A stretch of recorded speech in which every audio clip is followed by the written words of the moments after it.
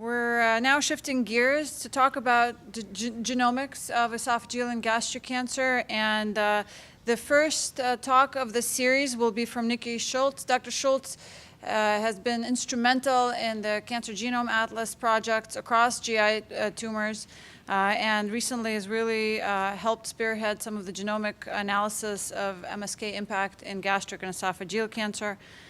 So he'll start, and then I'll give a context of the genomics and the profiling from a clinician standpoint and what we're doing with this data in real-life clinic. Then we'll have Dr. Diaz talk about his work with circulating tumor DNA and liquid biopsies. And we'll finish with a balanced discussion with Dr. Schultz about perspective on managing resources and expectations. So let's have Nikki come up, and nice to have you here. All right, thanks, Yelena. Thanks for having me here. I'll try to give you an overview of the genomic subtypes of esophagogastric cancer. I'll try to keep it simple. There'll be lots of details on the slides. Don't have time to dive into many of them, but I'll be happy to answer questions about any of them later. What you're looking at here is just a simple illustration of esophagus down to the stomach. And I guess what's very well known is that it's in the upper esophagus where we find almost exclusively squamous cell carcinomas, and then as you go down to the mid and lower esophagus, it becomes a mix of squamous and adeno, and then once you're in the stomach, it's exclusively adenocarcinoma. I won't talk much or at all about the differences between squamous cell carcinoma and adenocarcinoma, but instead I'll focus on the genomic subtypes within the adenocarcinoma category. This is a figure from the Cancer Genome Atlas paper where we try to depict graphically, as you go down the esophagus into the stomach, what proportions of the genomic subtypes you see. So you go from squamous to a mix of squamous and adeno, and within the adeno, those four colors now break down 4 genomic subtypes, and I'm previewing the 4 that we have identified. So the most common one is the chromosomally unstable, or the CIN subtype, and then we have less common, the Epstein-Barr virus positive, EBV positive, microsatellite unstable, MSI, and the genomically stable GS subtypes. And I'll go through details on all of those. And you can get a sense here of the relative proportions of them and the locations where you see them. This is data summarized from the TCGA gastric adenocarcinoma paper that came out in 2014, which was really the first manuscript that defined the 4 subtypes in detail and discovered maybe the EBV positive subtype as a genomically distinct subtype. So about 10% of the cohort, and we looked at 295 stomach adenocarcinoma samples, about 10% clearly stood out in that they were EBV positive, and they clearly marked one subtype. About 20% then were microsatellite unstable. They were hypermutated and genomically very distinct from the rest. And then the remaining 200 cases could be easily subdivided by the extent of genomic DNA copy number alterations, where one subtype was very quiet and the other one was heavily copy number altered.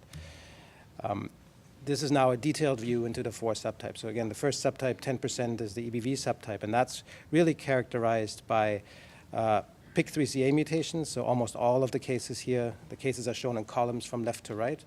All of the cases, almost all of them had a PIK3CA mutation. They all had, and this will become a little more obvious later as I show you the other subtypes, they're all pretty much genomically quiet. Chromosomes here are shown from top 1 to 22, or X and Y at the bottom, and then regions that are white are diploid, and regions that are red are gained, regions that are blue are lost. So they're genomically pretty quiet. They have a low mutation burden, but they're hypermethylated. They have a very high amount of DNA methylation.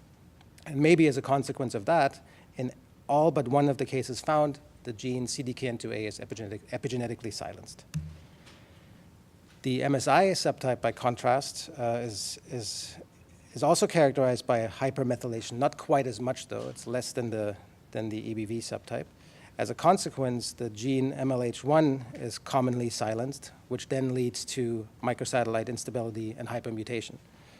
And that's shown here, the hypermutation. They're also fairly flat genomically, not too many DNA copy number changes. And you can see PIK3CA mutations are common, but not as widespread as they are in the EBV subtype. The third subtype, now going down this tree, splitting the remaining samples by DNA copy number alterations. And this first subtype, this next subtype is what we call genomically stable. And you can see, again, a very flat copy number profile across all the cases, a low mutation burden overall, much lower, obviously, than the hypermutated ones.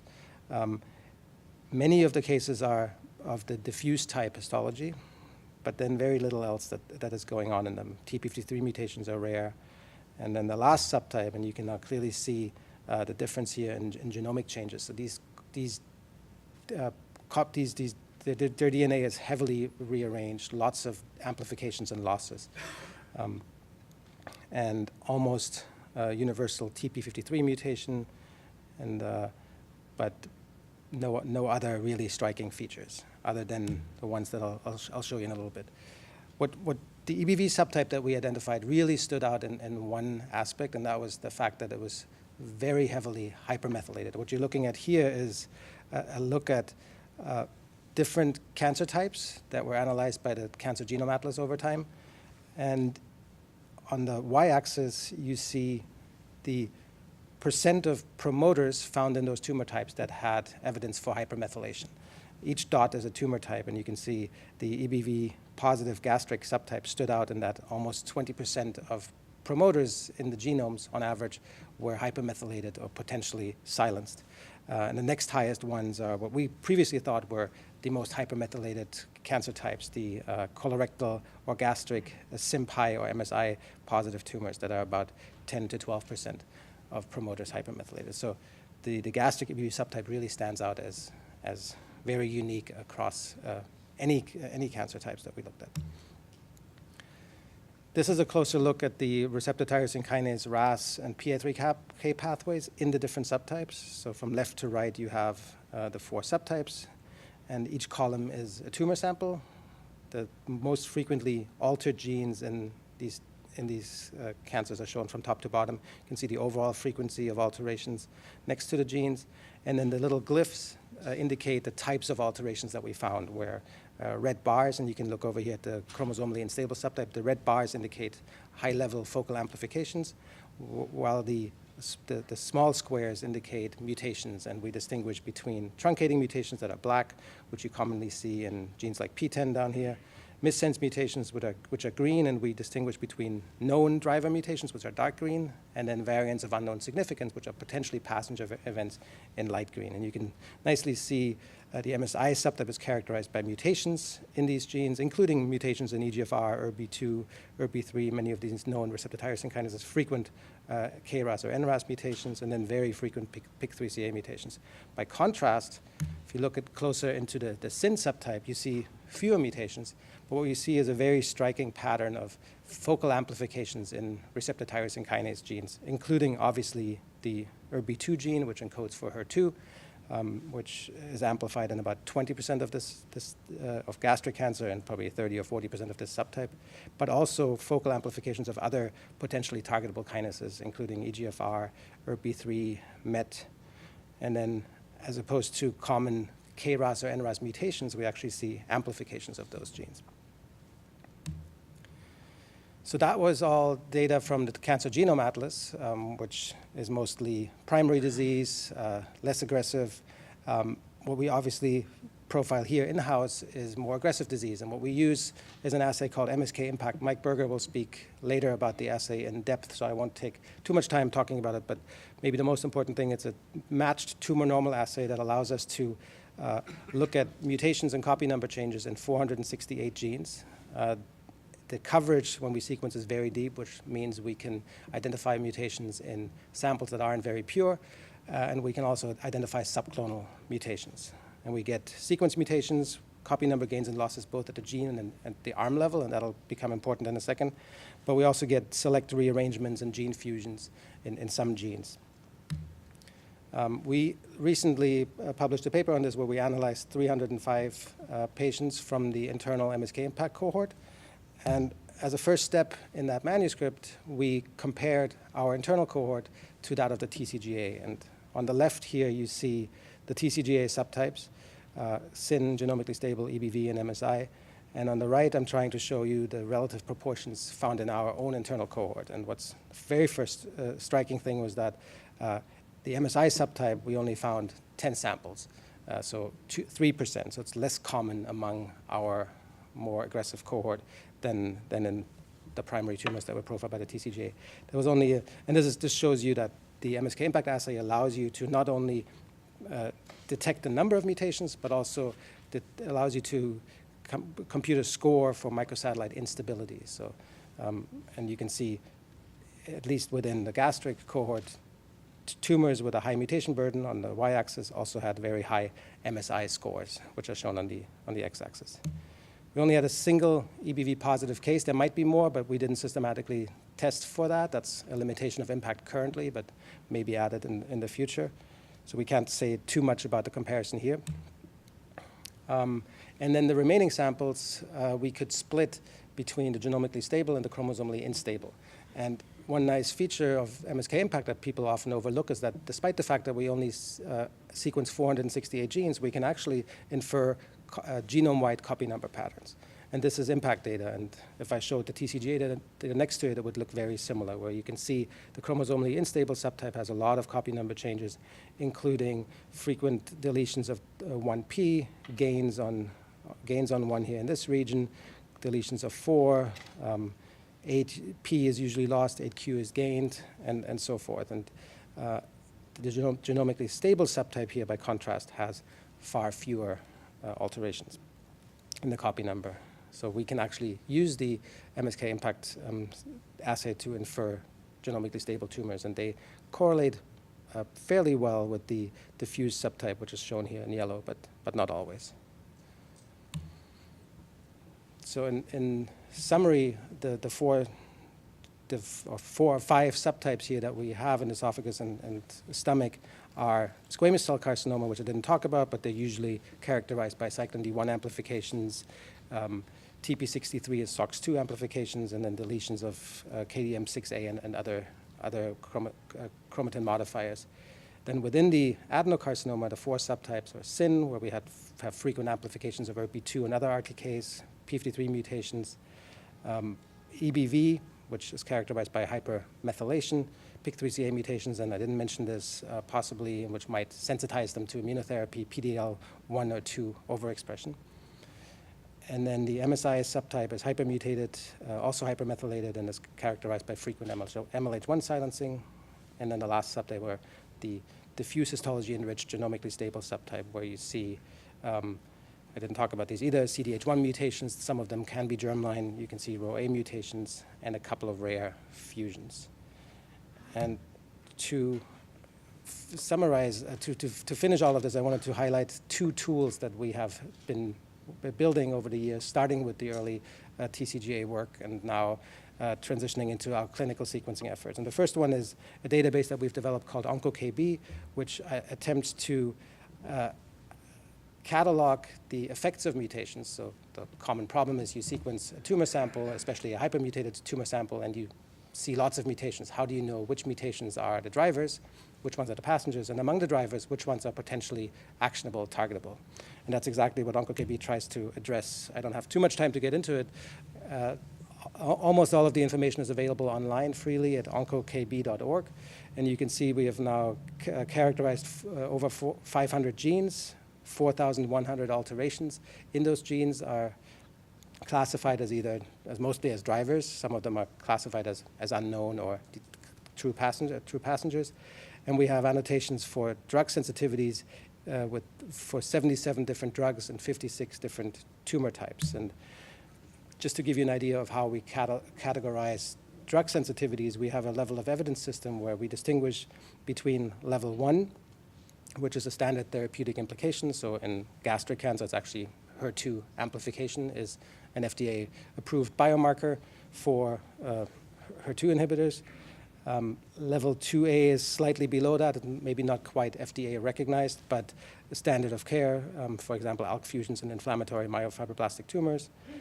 I'll skip the B's for a second. Level 3 and 4 are now a little more hypothetical. So level 3 alterations are those that don't yet have an FDA-approved therapy, but clinical trials have shown sensitivity to certain inhibitors. So one very good example is ERB2 mutations in breast cancer, where HER2 inhibitors have been shown to work, at least in breast cancer, maybe not quite yet in colorectal or lung cancer. And then level 4 is a little below that, where we don't yet have compelling clinical evidence, but maybe we have a few anecdotes, a few case reports, or very compelling preclinical evidence. For example, for like PTEN loss in multiple cancer types or KRAS mutations in lung. And then the B levels are really tumor types in which we don't yet have evidence for sensitivity. So HER2 mutations, AKT1 mutations, or PIK3CA mutations are all level 3 in breast cancer, so they're level 3A. But in all other cancer types, by definition, by default, they become level 3B, because we don't really know just yet whether these mutations also sensitize to the same drugs in those different contexts. And just briefly, if you apply the OncoKB metrics to the 305 patients that we looked at in the cancer discovery manuscript, you can see that about 25% are what we would call level 1. That is, of course, because 20% of the cohort were HER2 amplified. But it's also because 3% of the cohort were microsatellite unstable, which is now an approved biomarker for immunotherapy. And then another 10% or so are what we would call level 2B, and those are indications that are approved in other diseases, for example, BRCA1 or 2 deletions or mutations, MET amplification. And then another good chunk here is level 3, including HER2 mutations. They don't occur frequently, but in about 1% you have cases that have a clear driver mutation in HER2, and then a couple of other alterations. So overall, about 50% are potentially actionable. And then last, if you are not familiar with the CBio portal, it's a tool that we've built to really make it much easier to access the complex genomic data that we are generating, and we host a public version of the portal at cbioportal.org. If you go there, you find a cohort that matches the Cancer Discover manuscript exactly, and I'm just going to show a very brief demo of what that looks like. So you can go to the website, look at the cohort, you can see the 305 cases here. You can see the most frequently mutated genes, p53 at 75%. You can see amplified genes, so ERB2 is up there at 29%. You can see the molecular subtypes here at the bottom, and then other characteristics. And then you can either select genes from here or paste in this case, I'm just pasting in a quick example, and then you can query those genes in more detail. And what you'll see now is basically the same representation that I showed you earlier, where I'm looking at 12 or so cases across the cohort, and I can see the pattern of alterations across them. I can see the types of alterations. I can get all sorts of details. I'm now adding a track here. This is the subtype track, which matches the exact subtype definitions in the manuscript. You can sort by the subtype and zoom. I'm removing the white space here and then zooming in a little bit, and you can basically reproduce a figure from the paper, but it's an interactive figure, and you can dive in deeper, and you can look more closely at any of those genes. You can look at what we call the lollipop plots. These are now the mutations observed in a given gene. So these are all the EGFR mutations.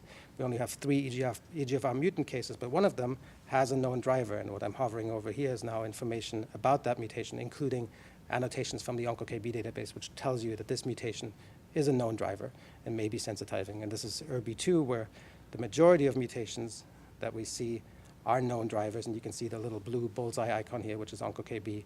And you can then see a little piece of text about why we think this mutation is a driver and that it might be sensitizing to certain drugs and why. And any of these little icons here become interactive, and you can go to the PubMed IDs that describe the evidence for these.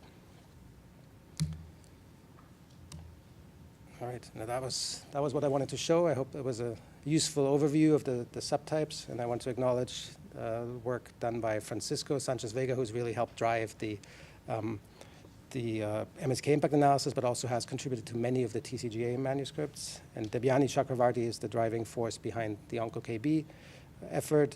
And then JJ and Benjamin are involved in leading CBio portal front-end and data and back-end work. And then also, of course, I need to acknowledge the support of the CMO, who's really helped make all of this possible, as well as multiple collaborators across the Institute and the broader CBio portal software network. Thanks.